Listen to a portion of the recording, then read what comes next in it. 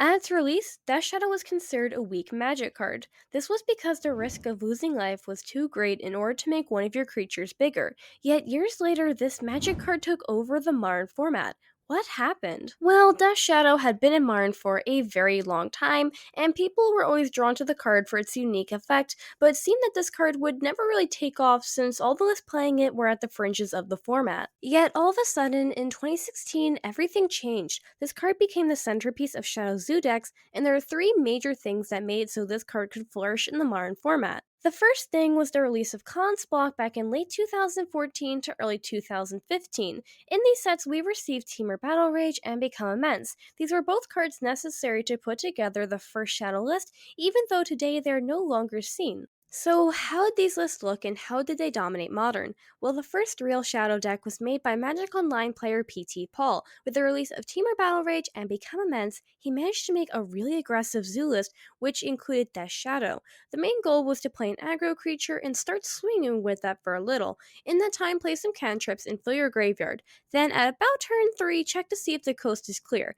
If so, use some combat tricks to make your creature huge and win.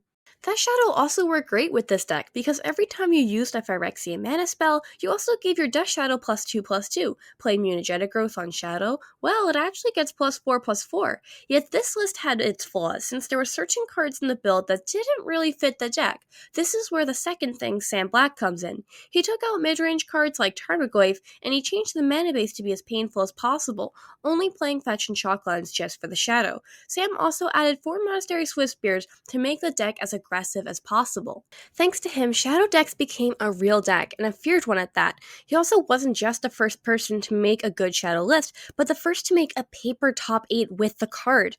Yet that leads us to the third thing, which would seem like a downside, but no. The third thing that made this deck dominate Modern was the banning of Git Probe. See, I know it might sound far-fetched, since how would the banning of a key part of the deck help it?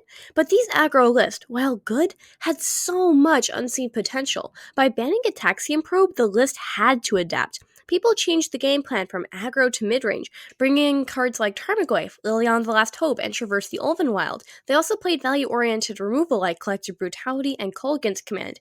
Even though this list was not as fast, its ability to grind and get value was tier 1 worthy. This change launched the deck to thrive in 2017, and just a few years before, this card was never in the format, which I think is so interesting. How a magic card that just seems bad all of a sudden becomes a staple. You can also see this reflected in its price history. This card continues to stay in the format to this day, with many different changes with Shadow lists since 2017, but currently the deck is struggling, and this really happened because the deck lost Lurrus. Yet if we've seen anything, Shadow will always be around. Thanks for watching, and I hope you enjoyed learning how this deck came to succeed, and I will see you next time.